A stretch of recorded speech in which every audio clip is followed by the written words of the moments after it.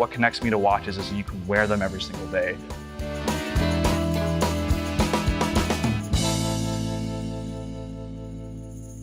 Hey everyone, I'm Chase, founder of Oak & Oscar. Welcome to the next episode of The Watch Table.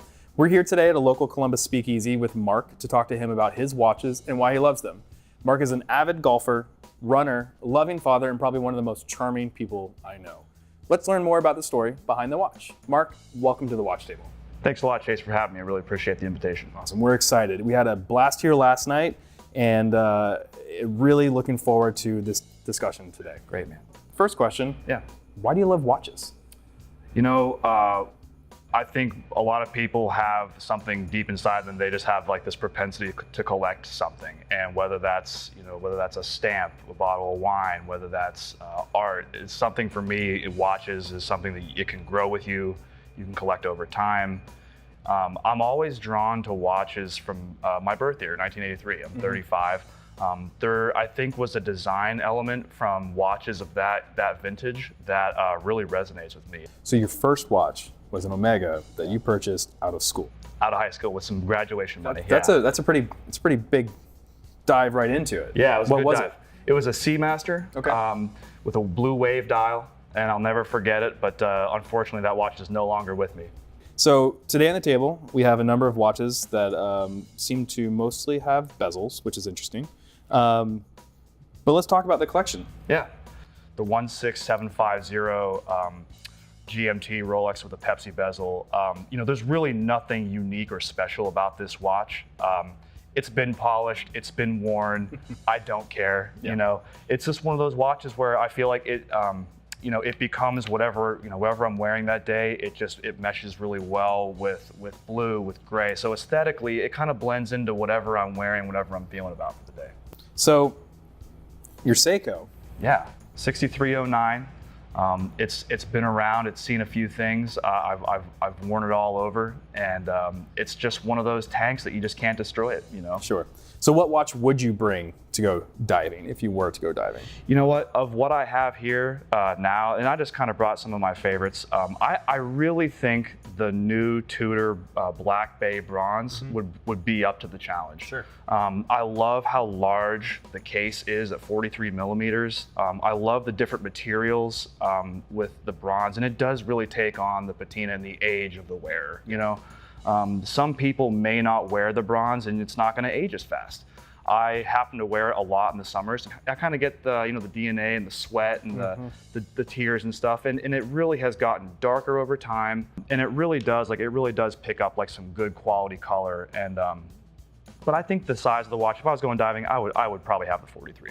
And then you have the Tudor Black Bay Blue as well. That's right. So that was the first Tudor I owned, and I think this is when Tudor really had their rebirth. For me, what really connected me to Tudor was the way that the watch had a presence on my wrist, the way it sat up. It's a little bit tall, but I don't mind it. What connects me to watches is you can wear them every single day. Yeah. However the watches fit into your life, that's how they should be. And I love that about a watch. Like, for example, if you see anyone out there wearing an Oak & Oscar, you probably know that they know something about watches.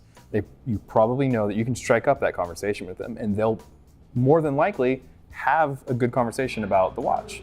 And I think the people who wear the same watches that you have when you notice them in public, they have probably a similar watch IQ, and they can speak intelligently to how it was made, the design of the case, what was important to the manufacturer when they developed that piece. So those are all things, again, that connect us to the watch community.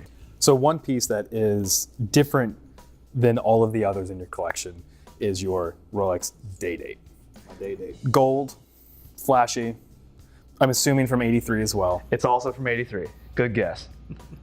It's a watch that, you're right, Chase. It doesn't necessarily fit well into my collection. I'm not sure where it fits, but harkening back to, everybody wants to have something that they can just say, this is my showpiece, this is my centerpiece. And although I don't wear it all that often, a life event a little while ago that really meant something to me, and I just wanted to kind of celebrate it with I just kind of want to splurge. So one thing that's nice about this Longines are these blued hands.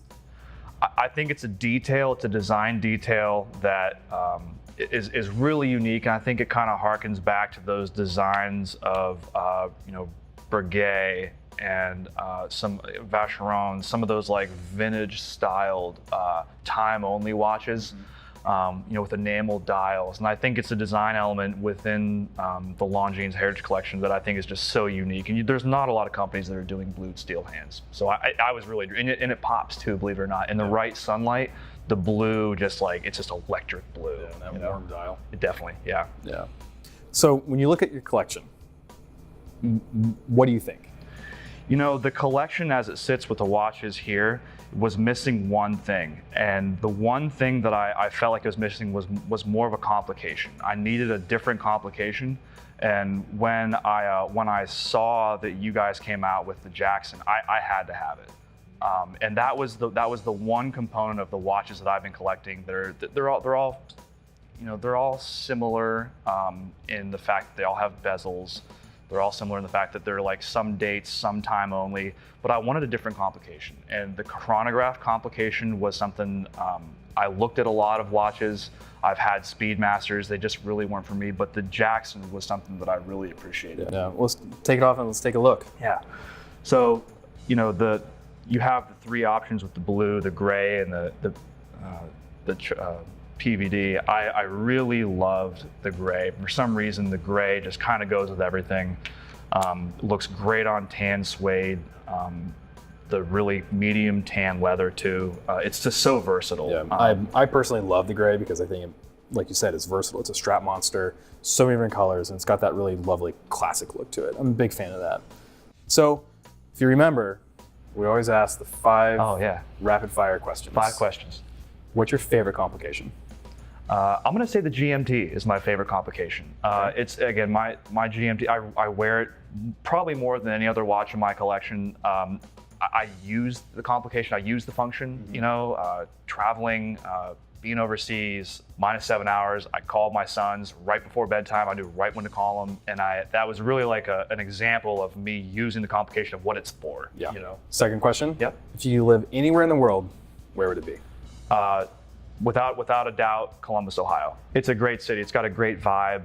People are injecting themselves downtown. There's nightlife, there's bars, there's restaurants. There's things to do here. And I think that's an important part of the infrastructure of a Midwest city. You have to have some things to do. And Columbus really does have a lot of things. Especially on snowy days. That's right, snowy days.